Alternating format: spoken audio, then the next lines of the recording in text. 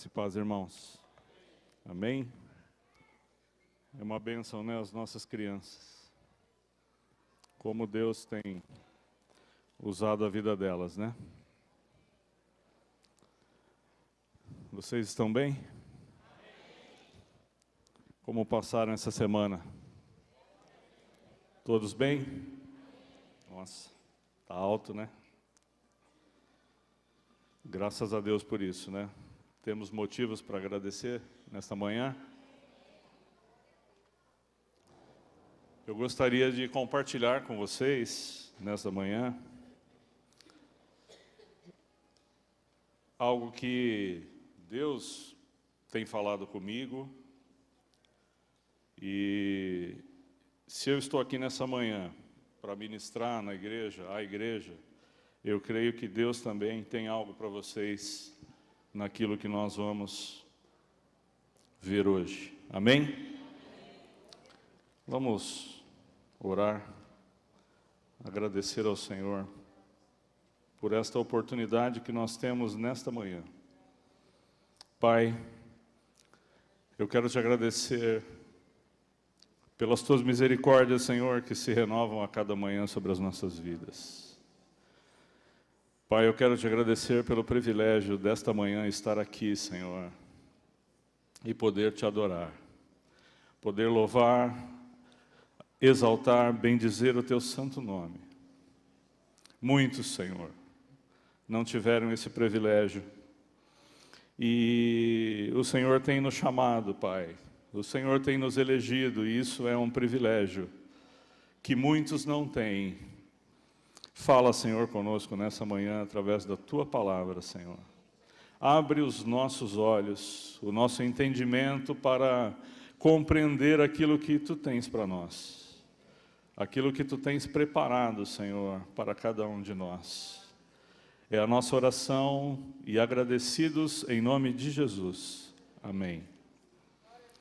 Vamos abrir, irmãos, um primeiro texto que eu gostaria de ler com vocês, em Isaías 53.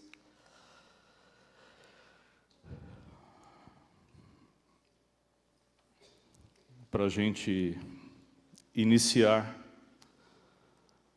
e eu espero que Deus me capacite a passar aquilo que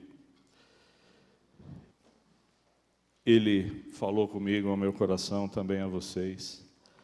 A palavra de Deus diz assim, em Isaías 53, nós vamos ler todo o capítulo. Todos acharam? A palavra de Deus diz assim: quem deu crédito à nossa pregação? E quem se manifestou, e a quem se manifestou o braço do Senhor? Porque foi subindo como um renovo perante Ele, e como raiz de uma terra seca não tinha parecer nem formosura. E olhando nós para Ele, nenhuma beleza víamos para que o desejássemos. Era desprezado e o mais indigno entre os homens, homem de dores, experimentado nos trabalhos, e como um de quem os homens escondiam o rosto, era desprezado, e não fizemos dele caso algum.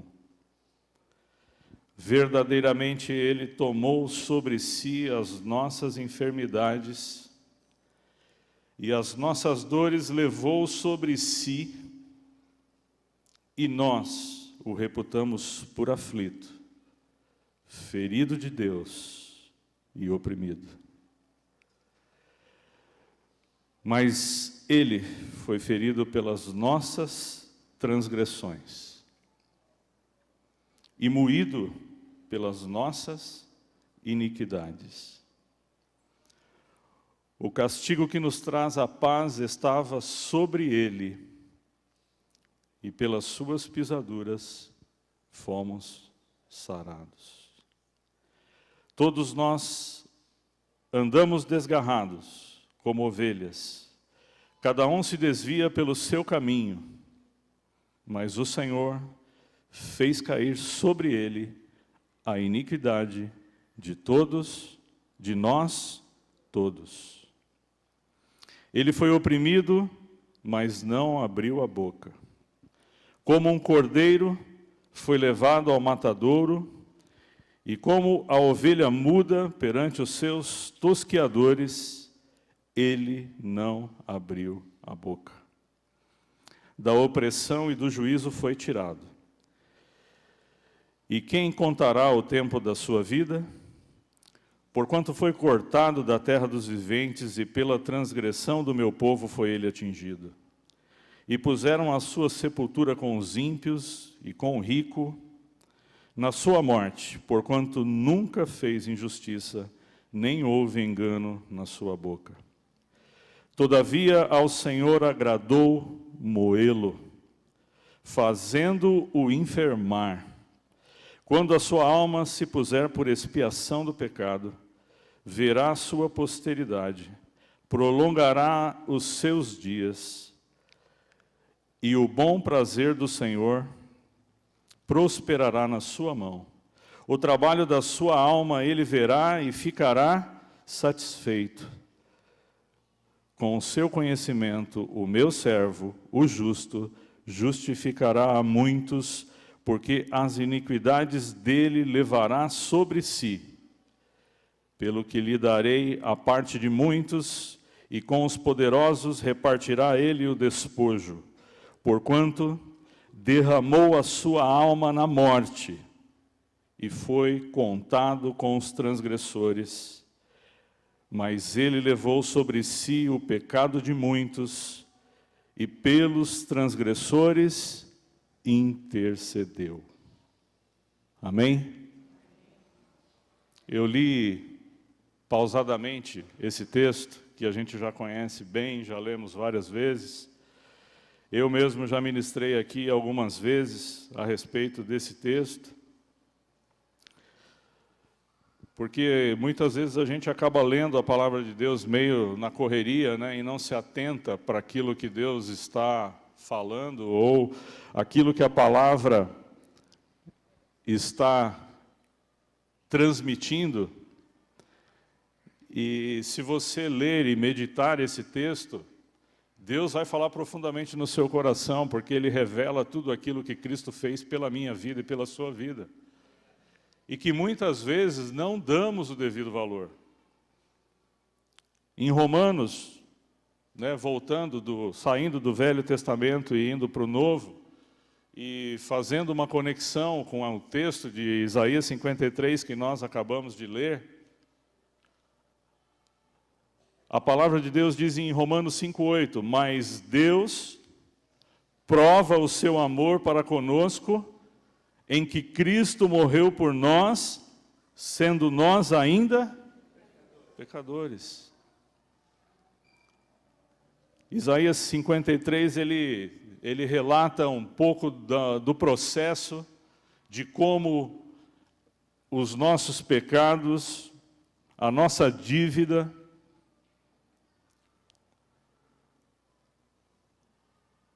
moeu, matou, trucidou Jesus na cruz. E ele fala que a prova do amor de Deus por nós é que Cristo fez tudo isso, sendo nós ainda pecadores. Valeria a pena morrer pela minha vida ou pela sua vida? Deus não fez conta de quem eu era. Deus não fez conta de quem você era. Ele entregou o melhor que Ele tinha na cruz, por mim e por você. A cruz foi a mais eloquente expressão do amor de Deus para a minha vida e para a sua vida. Foi o resumo, foi a síntese, foi o máximo daquilo que Deus tinha para nós. Não foi por acaso. Não foi um acidente. Eu, muitas vezes, estudando a palavra de Deus e conhecendo um pouco da palavra, eu pensava, mas como aquele povo pôde crucificar Jesus? Você já pensou isso? Jesus veio, para o que era seu, para o povo dele, para a nação dele, e a palavra de Deus diz que lá em João, capítulo 1, ele fala que veio para o que era seu, mas os seus não o receberam. E além de não terem o recebido, e eu pensava, como eles puderam fazer isso com Jesus? Mas não foi por acaso. Não foi um acidente. Não foi uma circunstância. Não foi porque o povo gritou crucifica, ou crucifica, ou crucifica. Não foi porque Pôncio Pilatos entregou Jesus ao Sinédrio. Ele tinha um plano, ele tinha um propósito. Ele veio para morrer por mim e por você. Quando ele veio, ele já sabia qual era a sua missão. Não foram os homens que mataram Jesus. Não foram os homens que entregaram Jesus. Ele veio para morrer por mim e por você.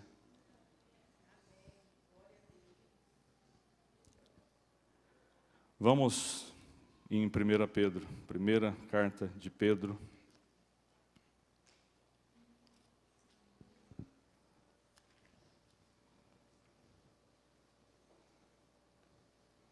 Um 18.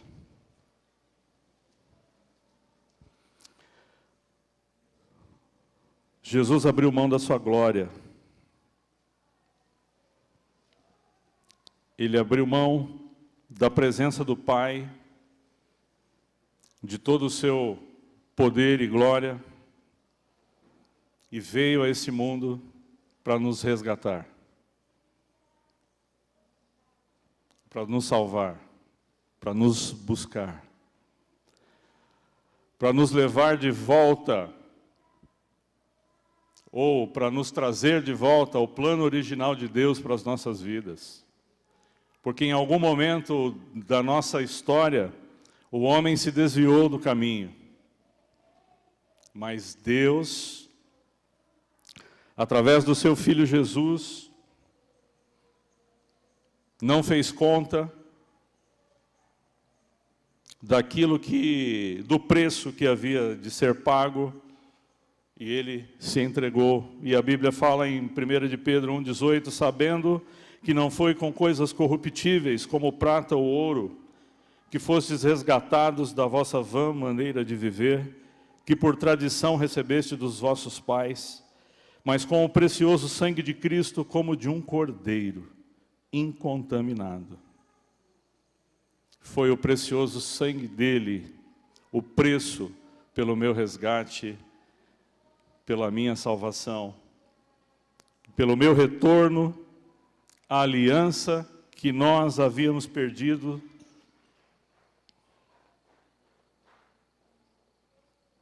Foi o amor de Deus que enviou o seu Filho para que eu e você fosse salvo e resgatado. Foram os nossos pecados que levaram Jesus à cruz. Mas ele não fez conta de quem eu era, de quem você era, e ele se ofereceu pela minha vida e pela sua vida. Pagou o preço. Filipenses 2, de 5 a 11, diz que, de sorte que haja em nós o mesmo sentimento que houve também em Cristo Jesus.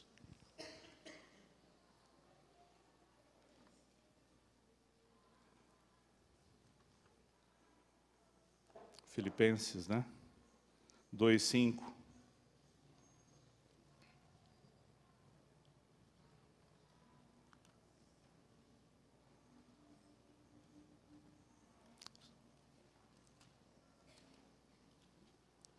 só para a gente não falar, de sorte que haja em vós o mesmo sentimento que também houve em Cristo Jesus, que sendo em forma de Deus, não teve por usurpação ser igual a Deus, mas aniquilou-se a si mesmo, tomando a forma de servo, fazendo-se semelhante aos homens, e achado na forma de homem, humilhou-se a si mesmo, sendo obediente até a morte, e morte de cruz. Veja que não foi ninguém que o entregou. A palavra de Deus diz que ele se aniquilou. Aniquilou-se a si mesmo, tomando a forma de servo, fazendo-se semelhante aos homens. Vamos para 2 Coríntios 5,14.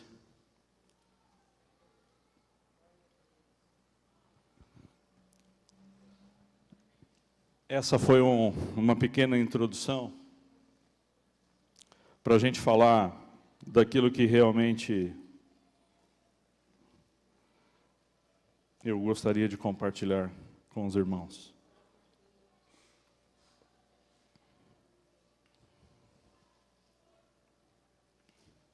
Todos acharam? A palavra de Deus diz assim: porque o amor de Cristo nos constrange, julgando nós assim, que se um morreu por todos, logo todos morreram. Ele morreu por todos, para que os que vivem não vivam mais para si, mas para aquele que por ele morreu e ressuscitou. Vamos ler de novo? Porque o amor de Cristo nos constrange, julgando nós ainda que se um morreu por todos, logo todos morreram.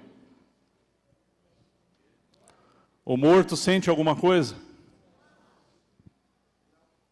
O morto reage a alguma coisa?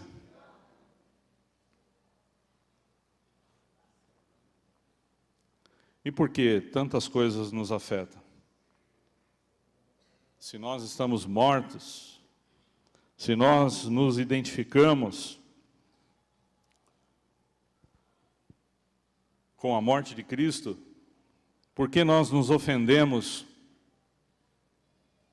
nos magoamos e nos ferimos tão facilmente, se o morto não sente nada? Ele morreu por todos, para que os que vivem não vivam mais para si, mas para aquele que por eles morreu e ressuscitou. O nosso chamado, irmãos, já não é mais para vivermos as nossas próprias vidas, mas é para vivermos para aquele que por nós morreu e ressuscitou. Esse é o nosso chamado. E isso tem a ver com a nossa identidade, com o nosso papel, com aquilo para o qual nós fomos chamados. E eu tenho certeza que nós não fomos chamados para frequentar a igreja aos domingos, de manhã ou à noite. Seria muito pouco, ou seria um desperdício enorme da parte de Deus, se Ele entregou o seu Filho para morrer no meu lugar e no seu lugar, para nós sermos frequentadores de uma igreja, para nós sermos participantes de uma religião. Vocês não acham? Se Cristo morreu por nós, para que nos domingos de manhã ou à noite, porque geralmente ou é de manhã ou é à noite,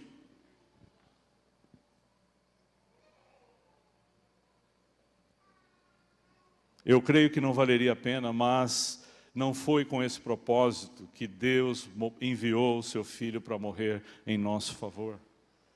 Deus tem algo muito maior para nós. Deus tem algo especial nas nossas vidas.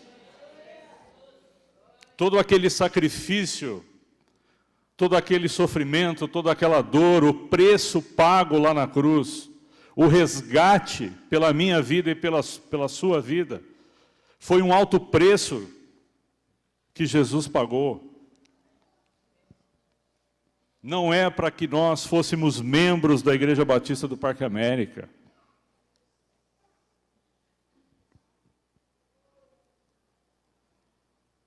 O nosso maior, ou a nossa maior missão, o nosso maior chamado, está fora dessas quatro paredes. Não é aqui atrás do púlpito, não é no banco onde vocês estão sentados, aonde eu sento também. Deus tem um propósito muito maior nas nossas vidas, quando Ele nos chamou, quando Ele demonstrou todo o amor dEle por nós na cruz. A maior expressão do amor de Deus foi Cristo morrendo na cruz pela minha vida e pela sua vida para nos resgatar. Mas não foi para nós esquentarmos banco aqui no Parque América, ou em qualquer outro lugar. Não foi para nós termos orgulho da nossa religião. E eu estava compartilhando com os irmãos, outro dia, que ser cristão, ser evangélico no Brasil, é muito mais do que ser uma estatística do IBGE. IBGE é um instituto do governo que faz o censo. Quantos habitantes tem? Qual é a renda per capita? Quanto ganha cada cidadão? O que cada um é? Aonde atua? Né? Eles fazem um levantamento da vida de todo mundo para saber o perfil da nação brasileira. E aí o IBGE diz que o Brasil é uma nação próspera, que os evangélicos estão crescendo e prosperando absurdamente no nosso país. O número de igrejas está aumentando a cada dia, e é verdade. Mas eu não quero ser estatística do IBGE, irmãos. Eu não quero ser um dado do governo que diz que várias e várias igrejas estão sendo abertas. Eu quero ser igreja. Eu preciso ser igreja. Eu preciso ser corpo de Cristo aqui na terra. Eu não posso ser simplesmente uma estatística. E é o que muitos têm sido. Por quê? Porque eles fazem parte de uma igreja, eles fazem parte de uma comunidade, eles fazem parte de uma associação, como se fosse um clube. E as pessoas vão na igreja como que se fosse assistir a um espetáculo. Mas Deus tem um chamado para a minha vida e para a sua vida maior.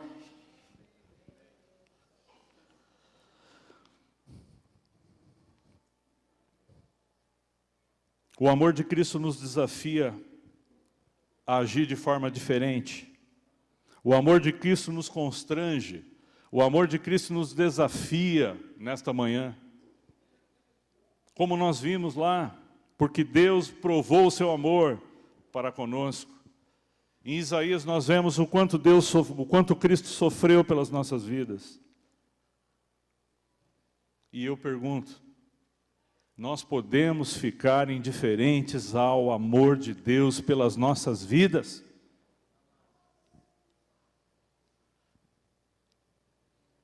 É impossível, irmãos, não sentir nada pelo gesto de amor que Deus demonstrou para conosco. É impossível ficar insensível àquilo que Cristo realizou na cruz pelas nossas vidas.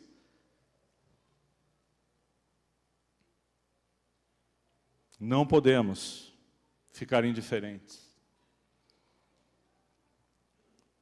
Nós temos que ser desafiados. O desafio, diante do amor de Deus, é nos impulsionar a agir, é nos impulsionar a pensar como igreja do Deus vivo, como templo do Espírito Santo de Deus.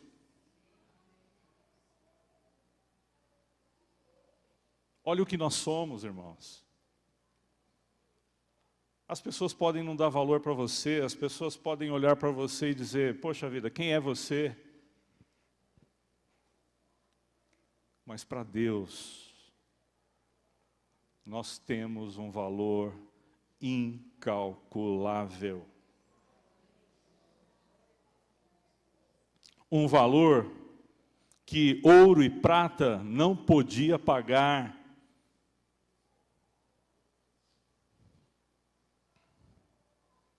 O amor de Cristo por nós nos desafia a agir de forma diferente, a mudar a nossa forma de pensar, a entender qual é o nosso propósito, qual é a nossa missão, a finalidade para a qual nós fomos chamados por Cristo. A palavra de Deus diz em 2 Coríntios 5,17, não precisa abrir, todo mundo sabe. A palavra de Deus diz que se alguém está em Cristo, nova criatura é. É uma outra pessoa, é uma outra identidade, com outro propósito.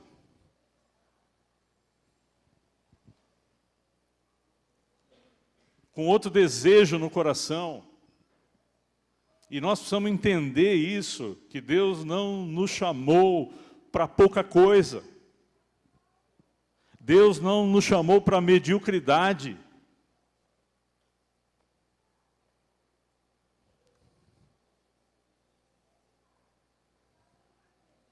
Ser o corpo de Cristo. Você já pensou, já parou para pensar nisso? Ele é o cabeça. Nós somos o corpo de Cristo, aqui na terra. Nós somos templo do Espírito Santo de Deus. Ele habita em mim e em você.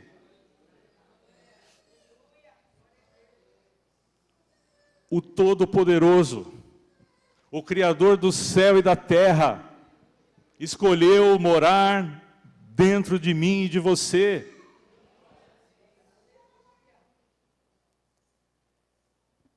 O Deus de toda a glória se move nesta terra, neste mundo, hoje, através da minha vida e da sua vida.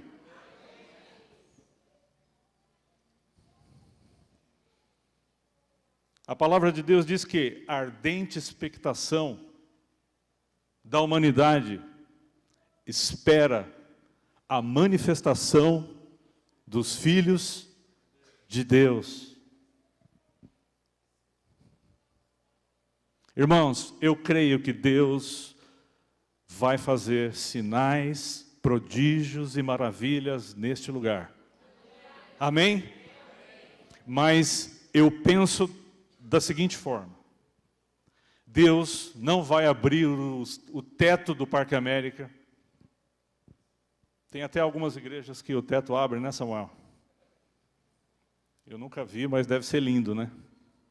Deus não vai abrir aqui o nosso telhado, porque não foi preparado para isso, e vai derramar uma glória, uma nuvem de glória. A gente não vai ver fumaça, fogo descendo nesse lugar. Eu creio numa obra de assombro e de espanto que Deus tem prometido nessa igreja para a minha vida e para a sua vida, começando da minha vida e da sua vida. Essa obra de assombro e de espanto vai acontecer através de nós, através da minha vida e da sua vida, fazendo milagres, sinais, prodígios e maravilhas. Porque nós somos bons, Porque o Parque América é privilegiado? Não. É porque o Espírito de Deus habita em nós. É porque nós somos escolhidos, é porque nós somos chamados, é porque nós somos eleitos por Deus para esse propósito. E não é pela nossa força, não é pela nossa capacidade.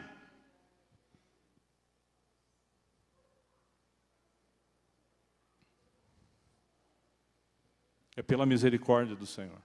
E porque Ele quer fazer. Porque esse é o propósito dEle.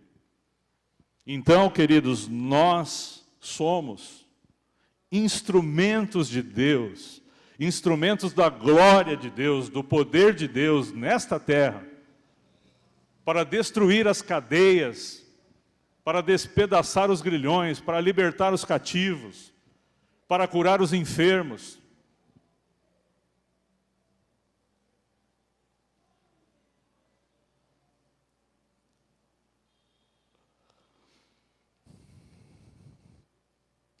Nós somos o que era a arca na antiga aliança. Olha que tremendo, irmãos. Não se podia tocar, né, na arca, porque ela continha toda a glória e todo o poder de Deus. E hoje, quem habita em nós é o mesmo Deus, é a mesma glória, é o mesmo Espírito que está em mim e em você.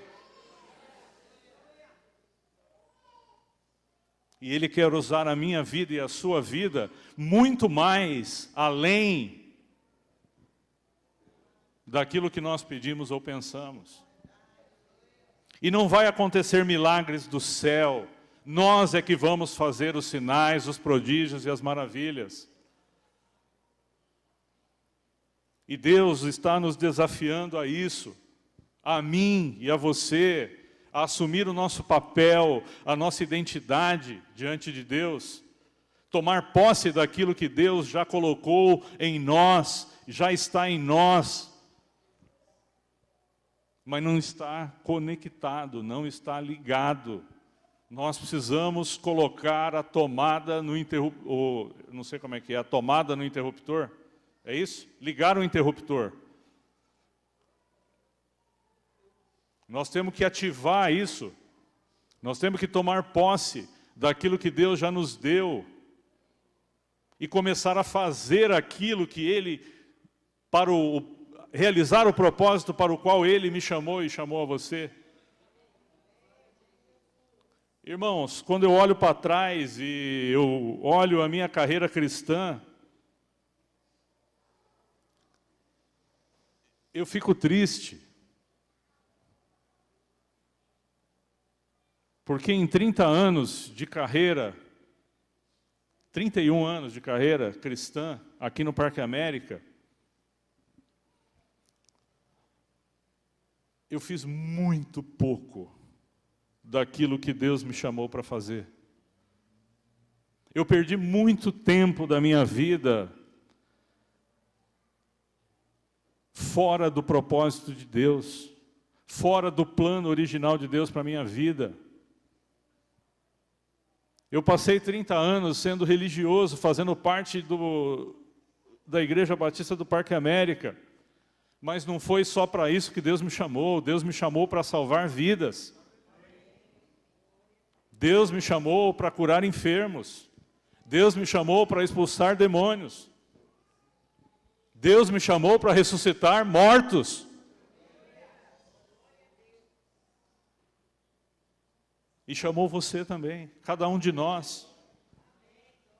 Ele nos chamou para arrebentar as cadeias do diabo, as cadeias do inferno, que estão prendendo as vidas aí no mundo. Nós temos autoridade da parte de Deus, autoridade sobre os demônios, autoridade sobre o poder das trevas, para ordenar libertação aos cativos, liberdade aos presos.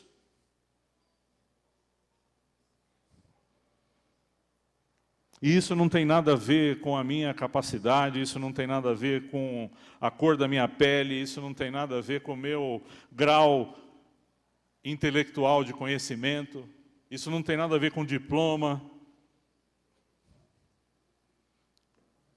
Ele chamou cada um de nós, independente de quem você seja, do que você tenha,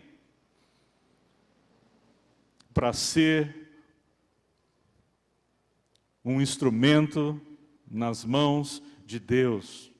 Ele te escolheu para habitar em você e se mover através de você na terra. Pare para pensar, irmãos. O Espírito de Deus habita em mim e em você. Vamos em Lucas.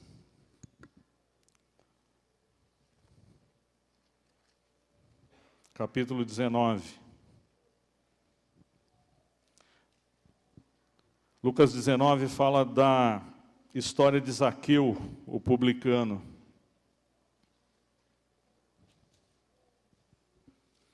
E esse amor de Deus pelas nossas vidas,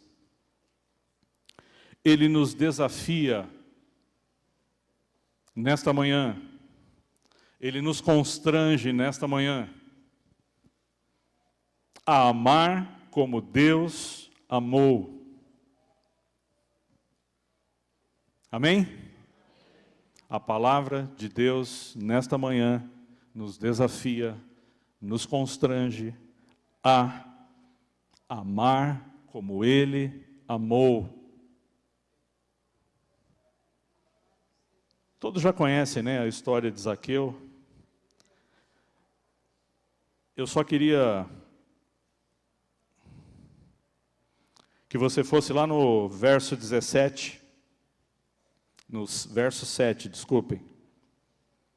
A palavra de Deus diz assim: Jesus, né, estava passando, entrando em Jericó, e aquele homem chamado Zaqueu subiu lá na figueira braba para ver Jesus, e Jesus o avistou lá de longe, e ele devia ser um homem muito conhecido naquela região, naquela cidade, e as pessoas devem ter olhado para ele e falado: olha lá, meu, quem está subindo na árvore?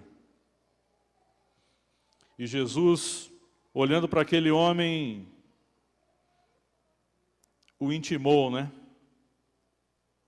Desce depressa, porque hoje me convém pousar em sua casa. E as pessoas rapidamente, né, começaram a julgar aquela atitude de Jesus. E no verso 7 eles falam, a Bíblia fala: e vendo todos isso, murmuravam, dizendo que Jesus entrara para ser hóspede de um homem pecador.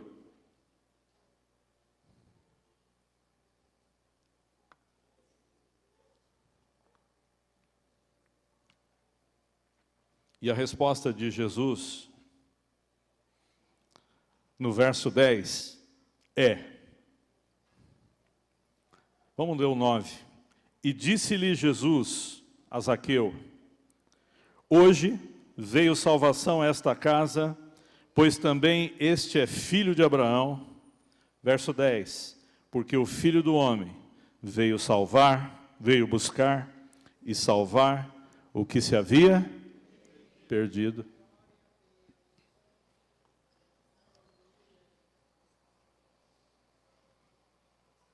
O desafio que nós temos da parte de Deus é amar como Ele amou.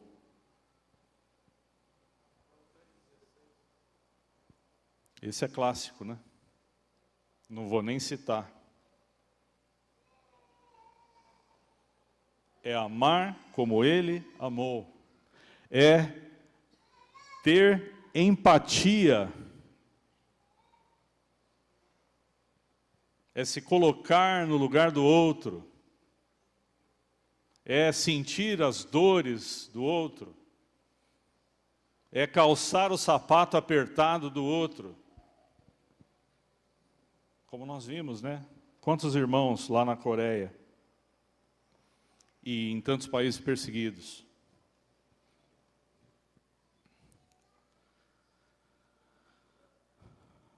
A mulher adúltera é outro exemplo.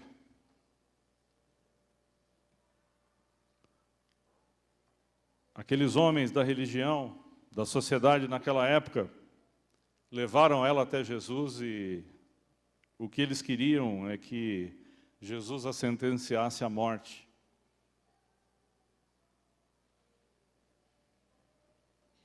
Mas Jesus amou aquela mulher profundamente.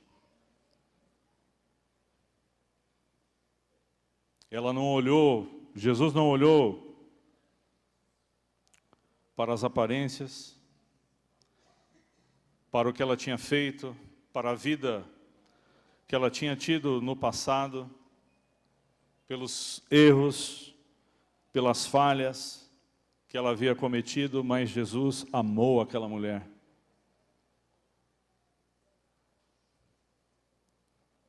E ele pergunta para ela, aonde estão os teus acusadores? Nenhum deles está mais aqui para te acusar. E a última palavra de Cristo para aquela mulher foi, vá e não peques mais. Como eu estava falando, irmãos,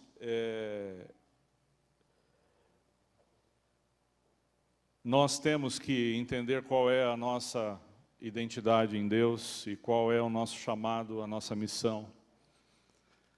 E como eu estava falando, nesses 30 anos de caminhada, eu olho para trás, eu olho para o saldo bancário da minha vida espiritual e eu vejo que eu sou devedor a Deus, que o meu saldo está negativo, que eu podia ter feito muito mais para Deus, que eu poderia ter vivido muito mais os planos de Deus para a minha vida, e eu simplesmente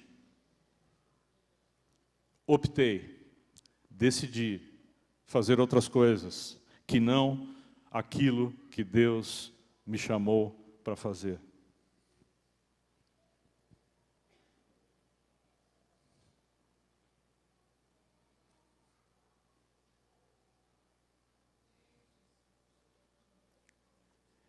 E as pessoas estão muito impressionadas, né, com o saldo bancário aqui no mundo, né? Se você está no vermelho, você não dorme, você fica perturbado, você fica impaciente, aquilo nos aflige.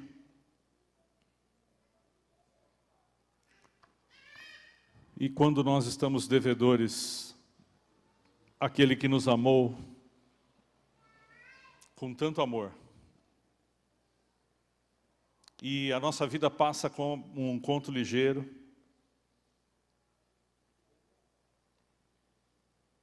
irmãos, eu não vi os 30 anos passarem. Passou rápido demais. Quantas vidas passaram pela minha vida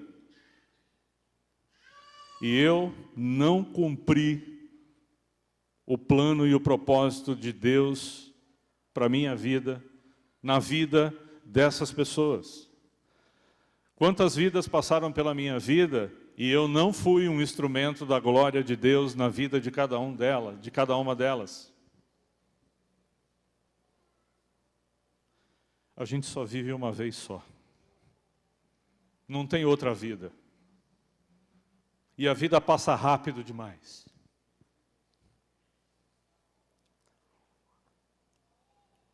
Quantos amigos já morreram?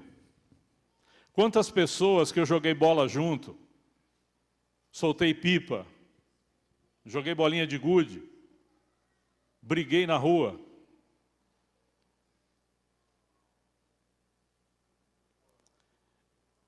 Rafael fez aniversário esses dias 4 de maio, e foi uns amigos dele da escola lá em casa. E eu estava lá e eles comeram um bolo lá e tal. Aí eles estavam indo embora, veio um jovenzinho lá. e veio falar comigo, né? Oi, tudo bem? Falei, oi, tudo bem, e você? Então, eu sou o filho do Maurício. Falei, Maurício? Irmão do Paulo? É, irmão do Paulo. Eu olhei aquele rapaz, e eu falei, poxa vida, eu joguei bola com seu pai. Soltei pipa com ele aqui na rua. Brincamos junto. Até brigamos. Saímos no tapa. E você está hoje aqui na minha casa. Que bênção. Agora, irmãos, quantas pessoas passaram pelas nossas vidas que nós nunca mais vamos ter a oportunidade de ser um instrumento de Deus na vida delas, para abençoar, para libertar, para curar. E não adianta chorar o tempo perdido.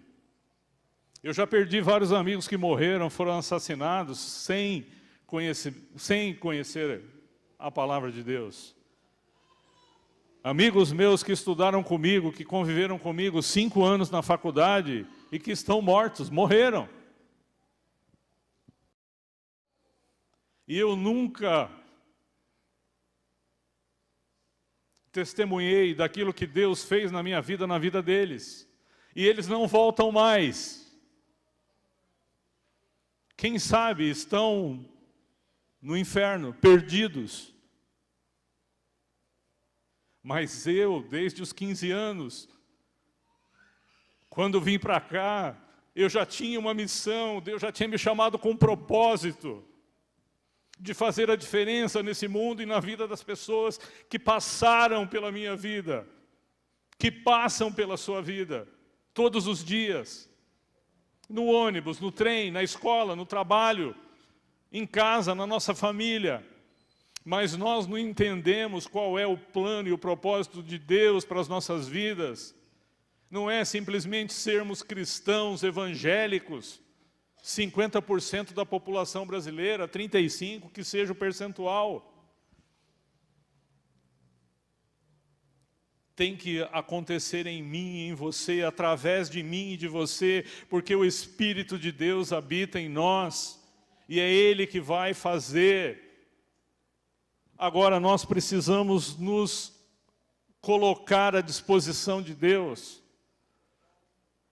Nós precisamos nos constranger por aquilo que Deus fez e aceitar o desafio de Deus, de amar como Ele amou. Porque se nós amarmos como Ele amou, nós não ficaríamos insensíveis. As vidas que estão morrendo e se perdendo, e muitas vezes nós nos omitindo como igreja, como corpo de Cristo aqui na terra, como o instrumento de Deus, o instrumento da glória de Deus para fazer sinais, prodígios e maravilhas na vida dessas pessoas. É Deus fazendo, é Jesus fazendo através da minha vida e da sua vida, pelo poder de Deus, pelo poder da ressurreição. Eu não posso nada, nós não podemos nada pela força do nosso braço. Mas é aquele que habita em nós é que vai fazer. Nós somos constrangidos pelo amor de Deus a servir, a trabalhar, a se doar pelo reino de Deus. O amor de Deus nos desafia a sermos servos.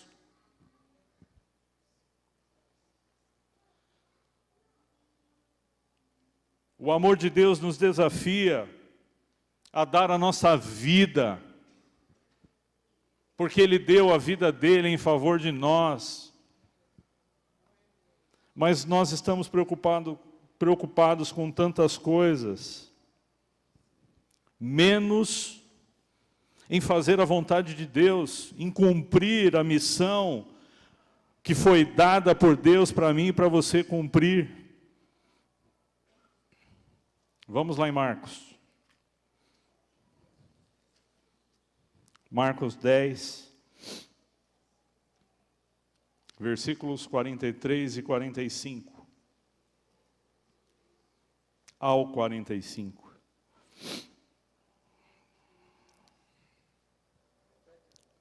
Marcos, capítulo 10, versículos do 43 ao 45.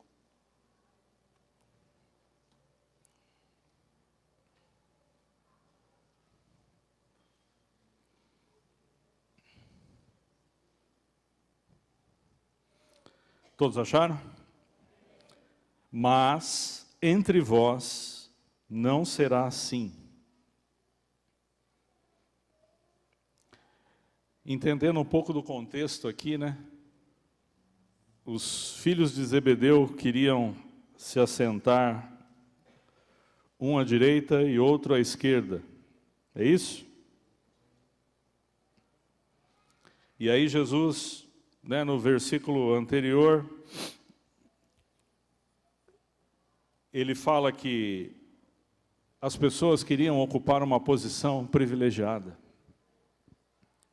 As pessoas queriam ocupar o púlpito. As pessoas queriam estar em evidência. Eles queriam estar em destaque, do lado de Jesus. Um à direita e outro à esquerda.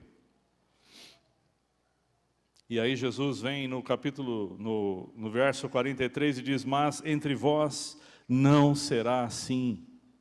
Não é o nosso objetivo, não é o nosso propósito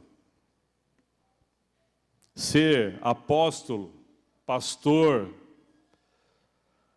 missionário. O cargo, o título, pouco importa.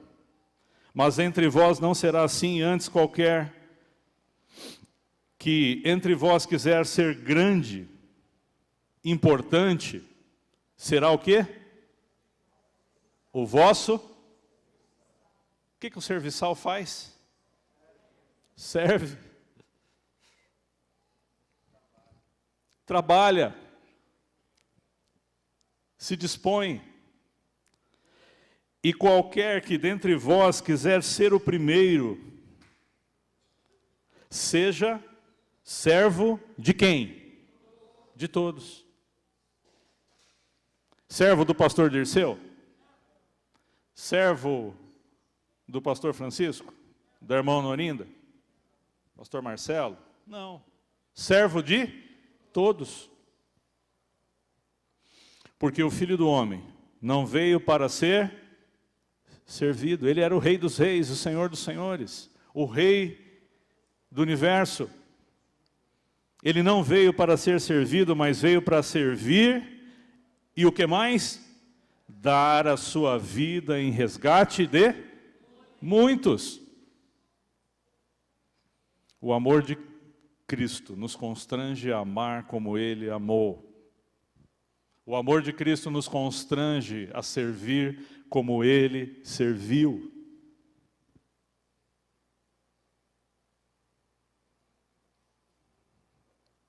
Porque o Filho do Homem também não veio para ser servido. Ele veio para servir e dar a sua vida.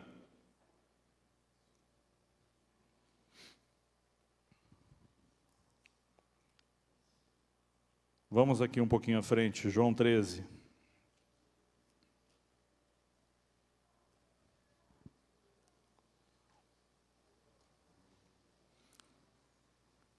Você está disposto a amar como Jesus nos amou? Como Deus nos amou? Você aceita o desafio nesta manhã de amar como Jesus amou? Você aceita o desafio de servir como Jesus serviu? Amém? Amém? Deus está te desafiando nessa manhã a ter o amor de Deus no seu coração, a amar como Ele amou, a servir como Ele serviu.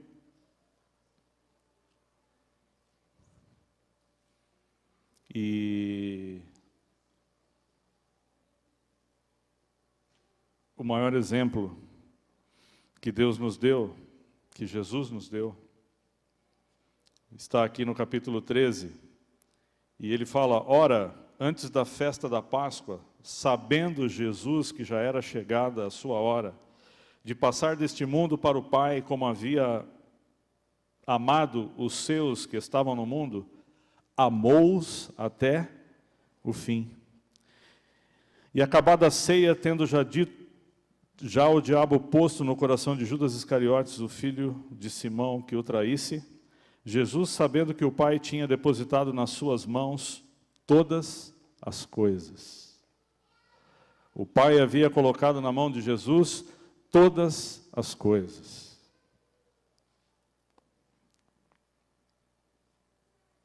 E que havia saído de Deus e que ia para Deus, levantou-se da ceia, tirou as suas vestes e, tomando uma toalha, cingiu-se. Depois, pôs a água numa bacia e começou a lavar os pés aos discípulos e a enxugá-los com a toalha com que estava cingido.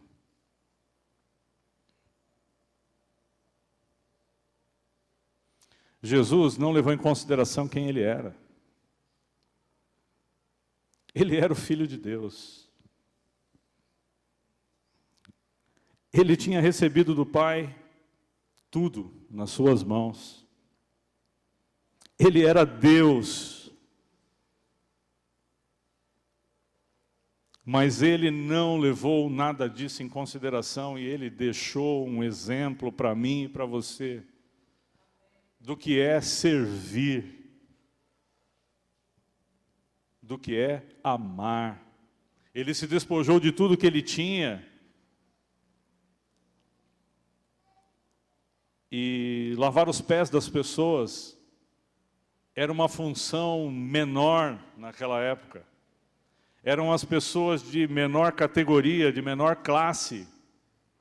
Quem fazia isso numa casa quando chegava uma visita.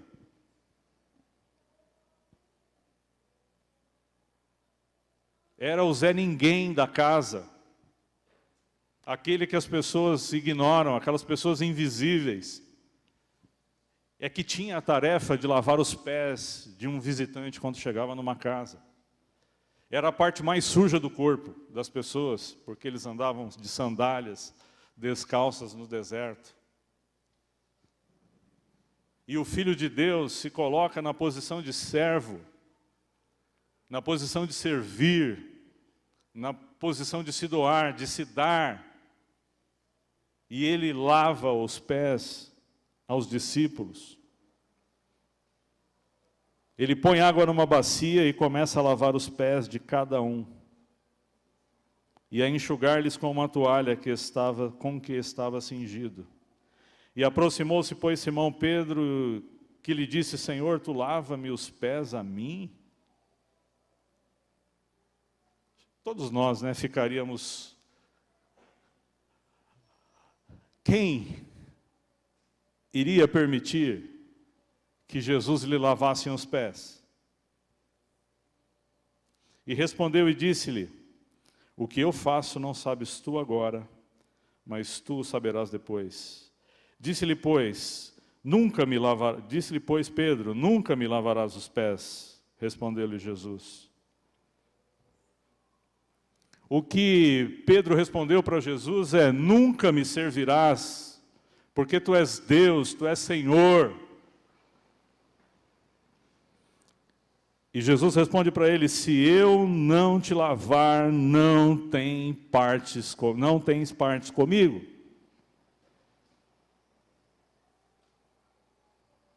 Disse-lhe Simão Pedro: Senhor, não só lava meus pés, mas lava também as minhas mãos e a minha cabeça.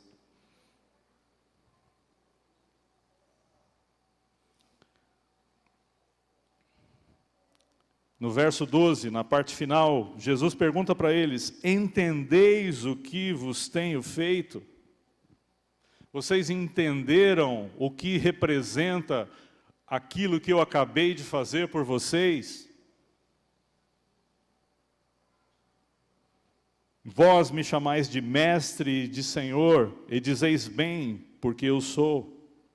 Ora, se eu, Senhor e mestre, vos lavei os pés, vós deveis também lavar os pés uns dos outros.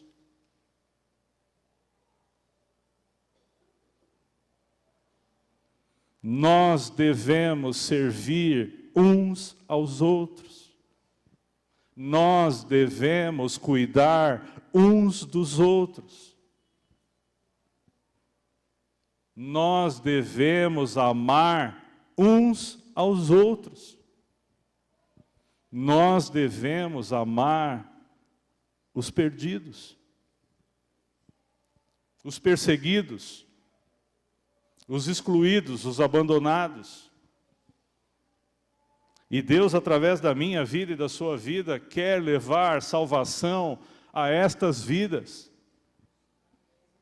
Deus quer, através da minha vida e da sua vida, libertar vidas das mãos e das garras do diabo, como um dia nós também fomos.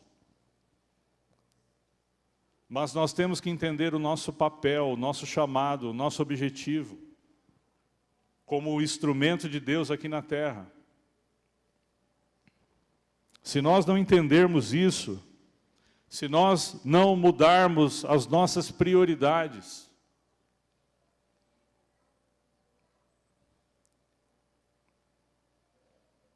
como nós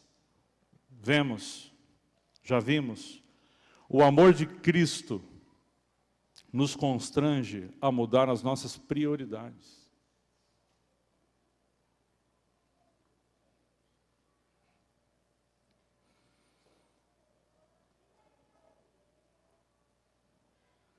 O amor de Deus, aquilo que Ele realizou pela minha vida e pela sua vida, aquilo que nós já vimos aqui na Palavra de Deus nessa manhã, é suficiente para você, para mim, mudar as nossas prioridades, sim ou não? Aquilo que Ele fez por mim e por você, é suficiente para nós mudarmos as nossas prioridades, sim ou não? Foi pouco o que Ele fez por mim e por você?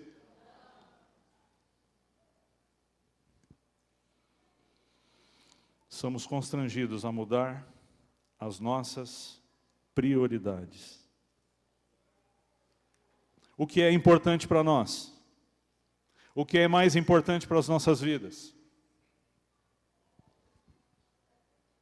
O mais importante para as nossas vidas, se nós formos pensar do ponto de vista do todo, é muito pouco se tiver limitado só a esta vida, só as coisas materiais.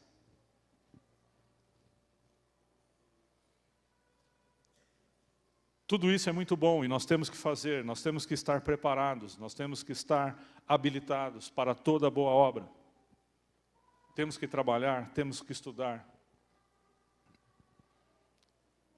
Temos que cuidar da nossa vida, mas sem perder a essência, sem perder o propósito, sem perder o foco na missão, no objetivo que Deus nos deu, que é ser instrumentos, veículos da glória de Deus nesta terra, para fazer milagres, para fazer sinais, prodígios e maravilhas. Essa semana eu estava indo para o trabalho, na estrada, e eu pego 1h30 de estrada todo dia para ir trabalhar. E eu estava pensando e falando com Deus. Falei, Deus,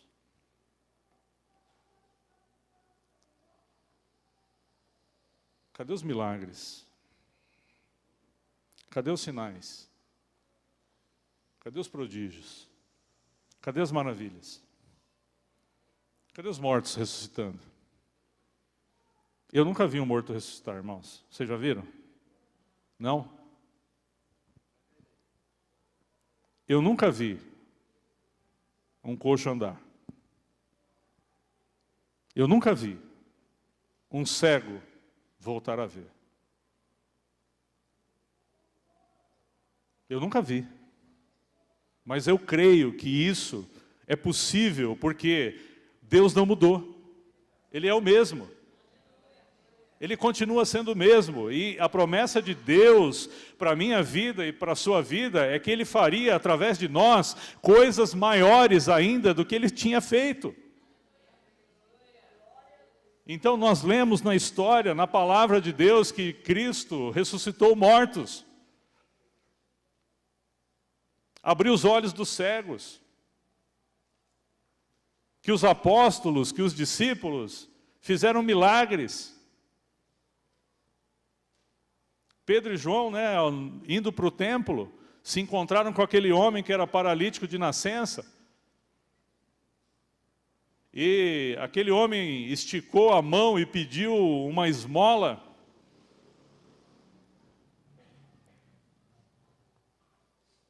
E eles não tinham dinheiro, eles não tinham bens, eles não tinham posses, eles não tinham carro. Mas eles tinham algo tremendo, algo especial que estava dentro deles, que era o poder de Deus, que era o próprio Deus em espírito se movendo através da vida deles. E eles respondem para aquele homem: eu não tenho ouro nem prata, mas o que eu tenho eu te dou. Em nome de Jesus o Nazareno, levanta e anda. E aí eu vou parafrasear o meu irmão amado Napoleão. Eu não posso dar aquilo que eu não tenho. Eu não posso dar aquilo que eu não tenho. Para dar, como Pedro e João deram aquele coxo, eu preciso ter o poder de Deus na minha vida, se movendo através de mim.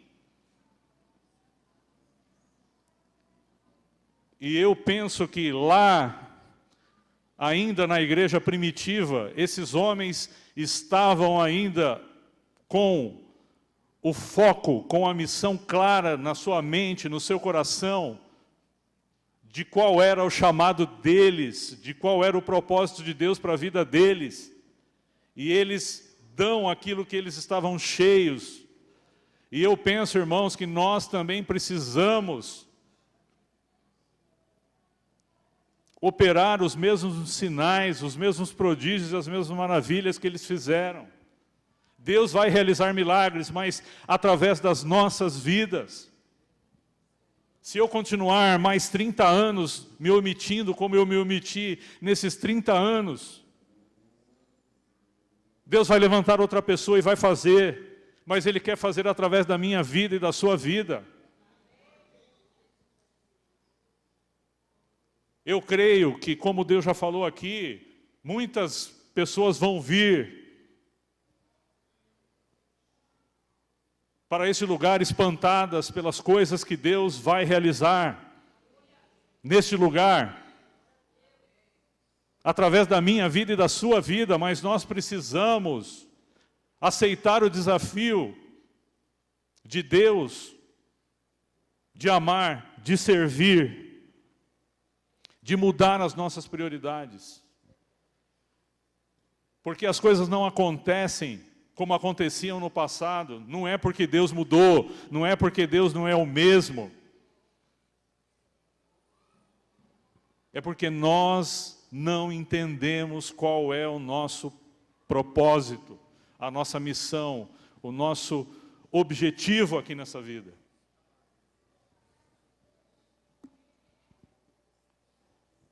Mateus 6.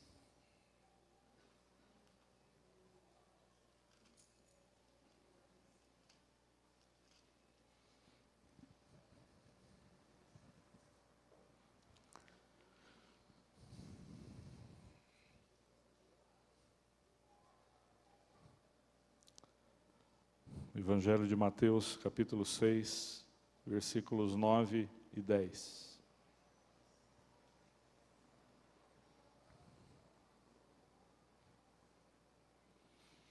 Todos acharam? Isso aqui é uma parte da oração do Pai Nosso. Portanto, vós orareis assim. Jesus nos ensinando o padrão bíblico de como orar.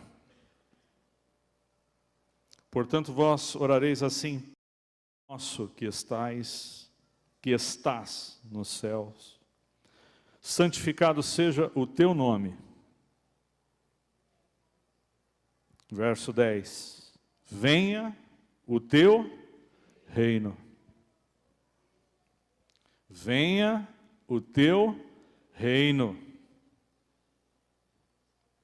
Seja feita a tua vontade, assim na terra como no céu.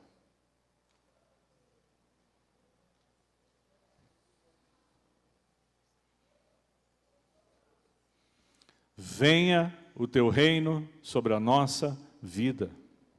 Venha o teu governo sobre a nossa vida.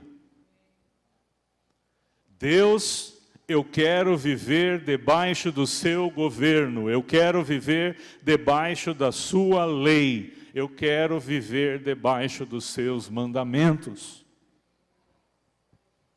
E seja feita não a minha vontade, mas a sua vontade. Assim na terra como no céu.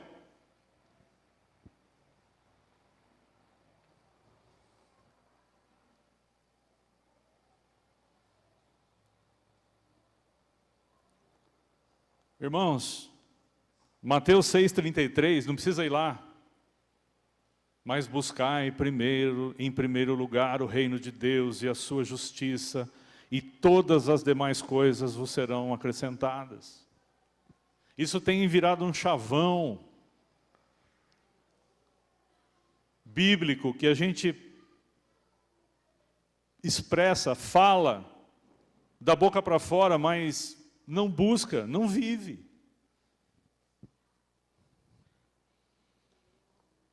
A vontade de Deus não é a que prevalece na nossa vida. O que prevalece na nossa vida muitas vezes é a minha vontade. São os meus desejos. É aquilo que eu quero, aquilo que eu desejo, aquilo que eu busco, aquilo que eu almejo.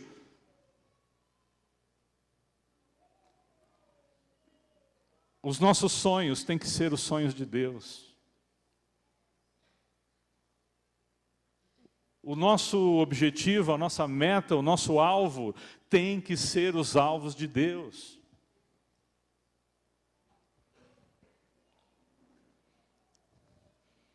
Buscai em primeiro lugar o reino de Deus e a sua justiça. Quem é a justiça de Deus? Buscai em primeiro lugar o reino de Deus, o governo de Deus e a sua justiça. A expressão máxima da justiça de Deus é Jesus. A expressão máxima da justiça de Deus é Jesus Cristo, o Filho de Deus. Romanos 3, 21.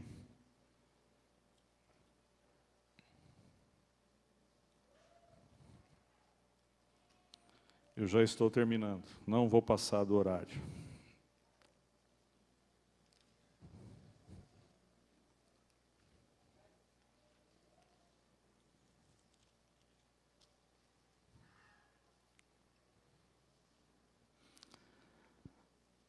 Mas agora se manifestou sem a lei a justiça de Deus, tendo o testemunho da lei e dos profetas, isto é, a justiça de Deus, pela fé em Jesus Cristo, para todos e sobre todos os que creem, porque não há diferença.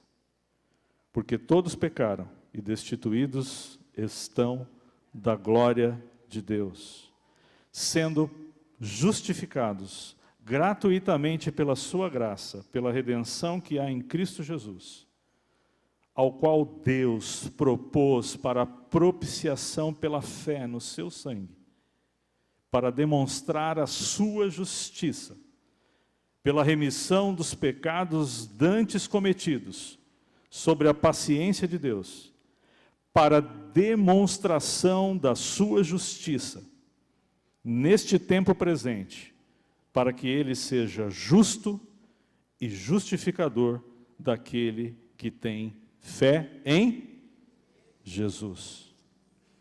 Jesus é a expressão máxima da justiça de Deus. E a palavra de Deus diz: buscai em primeiro lugar o reino de Deus e a sua justiça. Buscai em primeiro lugar o reino de Deus e a Jesus.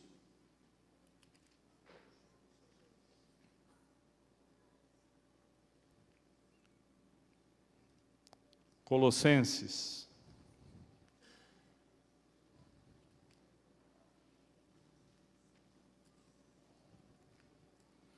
capítulo 2, versos 13 a 15.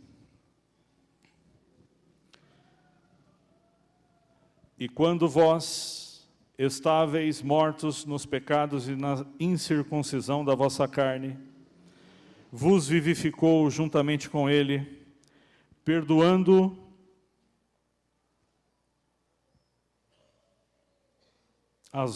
perdoando-vos todas as ofensas, e havendo riscado a cédula que era contra nós nas suas ordenanças, a qual de alguma maneira nos era contrária, atirou no meio de nós, cravando-a na cruz.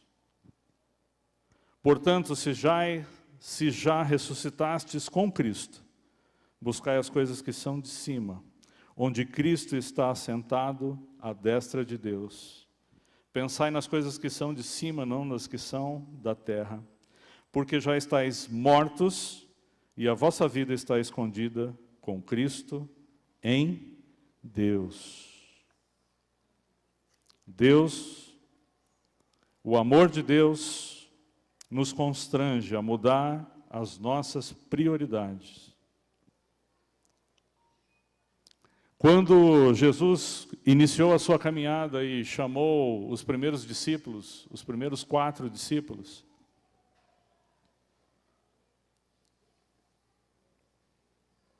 eles imediatamente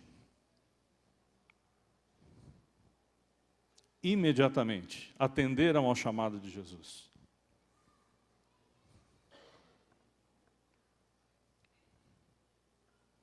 Eles estavam prontos a obedecer, eles estavam pescando, eles estavam fazendo as suas atividades, eles estavam levando a sua vida cotidiana como nós fazemos todos os dias. Eles levantaram, eu acredito, de madrugada, foram preparar as suas coisas e saíram, colocaram os seus barcos nas águas.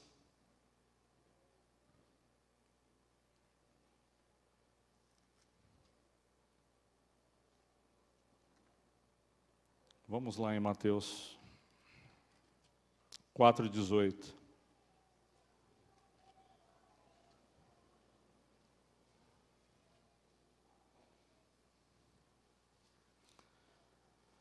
E Jesus, andando junto ao mar da Galileia, viu 2 irmãos, Simão, chamado Pedro, e André, os quais lançavam as redes ao mar, porque eram pescadores. E disse-lhes: vinde após mim, e eu vos farei pescadores de homens. Então, eles, deixando logo as redes, seguiram-no. E, adiantando-se dali, viu outros 2 irmãos, Tiago, filho de Zebedeu, e João, seu irmão, num barco, com Zebedeu, seu pai, consertando as redes, e chamou-os. E eles, deixando imediatamente o barco e seu pai, seguiram-no. Qual era a prioridade desses homens?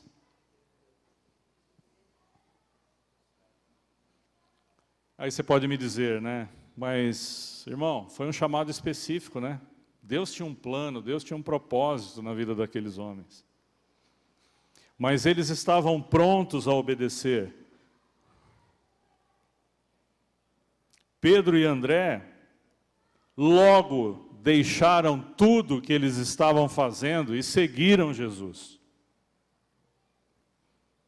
Tiago e João, deixando imediatamente o barco, o trabalho, os bens que eles tinham e seu pai, deixando imediatamente, seguiu Jesus.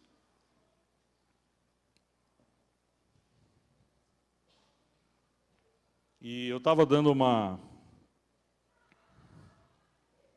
pesquisada,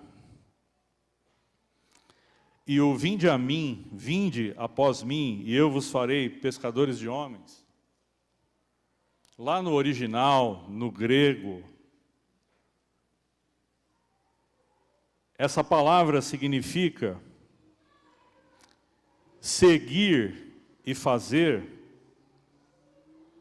significa pegar algo e transformá-lo, significa preparar, e Jesus chamou, convidou, ordenou, na verdade, vinde após mim e eu vos farei pescadores de homens.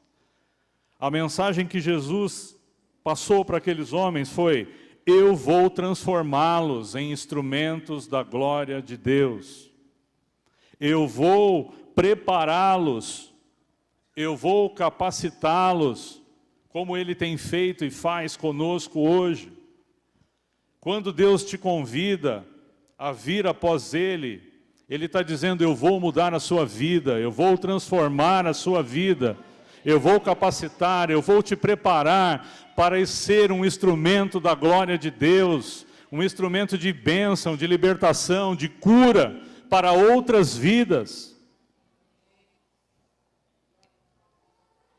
A expressão imediatamente deixou o barco e o seu pai quer dizer o seguinte: não houve preparação, não houve tempo para pensar.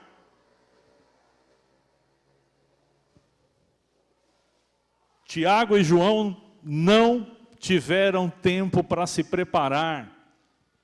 A expressão imediatamente indica que não houve preparo da parte deles, eles não estavam preparados para o chamado, eles simplesmente aceitaram o chamado, eles simplesmente aceitaram o desafio.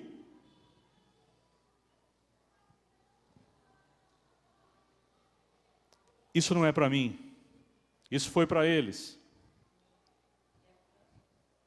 O nosso desafio hoje, irmãos, é a prontidão em aceitar o desafio de obedecer o que a palavra nos ensina, o que a palavra nos ordena, é obedecer ao chamado de Deus para a minha vida e para a sua vida.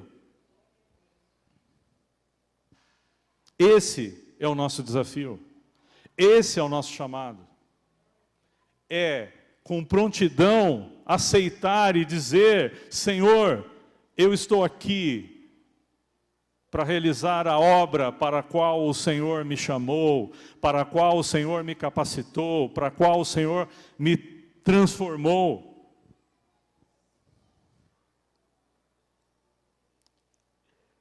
Pelo amor que nos constrange, por aquilo que Deus fez pelas nossas vidas. Esse é o nosso principal desafio. Esse é o desafio de Deus para a minha vida e para a sua vida, de operar em Deus as obras que Deus nos chamou a fazer. Nós não podemos mais ficar esperando os milagres, os sinais, os prodígios e as maravilhas de Deus caírem do céu. Porque tudo aquilo que depende de Deus, Ele já nos deu.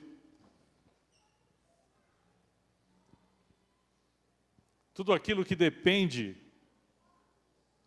a operação desses sinais, desses milagres, já está em nós, que é o Espírito Santo de Deus se movendo através da minha vida.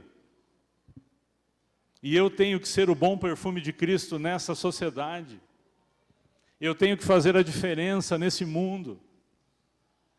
Porque se eu sou um instrumento nas mãos de Deus, se eu sou um veículo que transporta a glória de Deus, o poder de Deus, não é possível que as pessoas fiquem indiferentes ao nosso lado, ao nosso redor.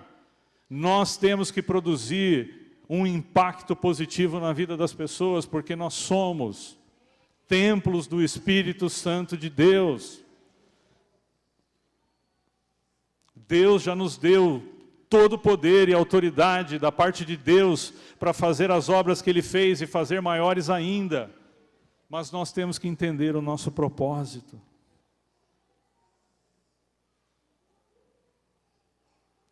Nós não podemos ser apenas estatísticas, irmãos, do IBGE.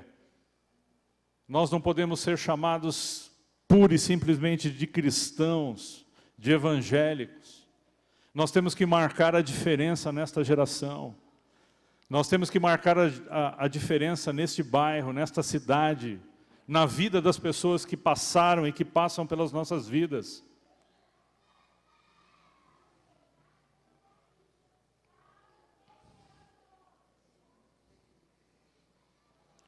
Hebreus 12 diz, portanto, nós também que estamos rodeados de uma tão grande nuvem de testemunhas, deixemos todo o embaraço e o pecado que tão de perto nos rodeia e corramos com paciência a carreira que nos está proposta. Tem um desafio da parte de Deus para a minha vida e para a sua vida nesta manhã. Tem uma carreira, tem uma missão. Deus te deu uma tarefa específica de ser luz do mundo, de ser sal da terra. Deus te deu poder e autoridade para desfazer as obras do diabo, para quebrar as cadeias e as prisões que estão prendendo as vidas, para impor as mãos sobre os enfermos e os curar, ressuscitar mortos.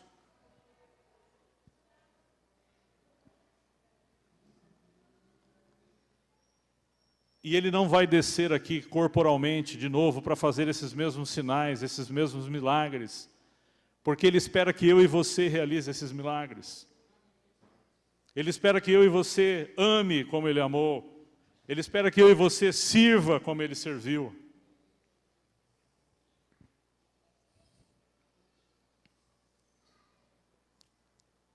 Ele espera que nós obedeçamos como Ele obedeceu. Ele espera que as nossas prioridades sejam mudadas, que o amor de Deus, expressado através de Jesus, mude as nossas prioridades. E aí, irmãos, nós vamos ver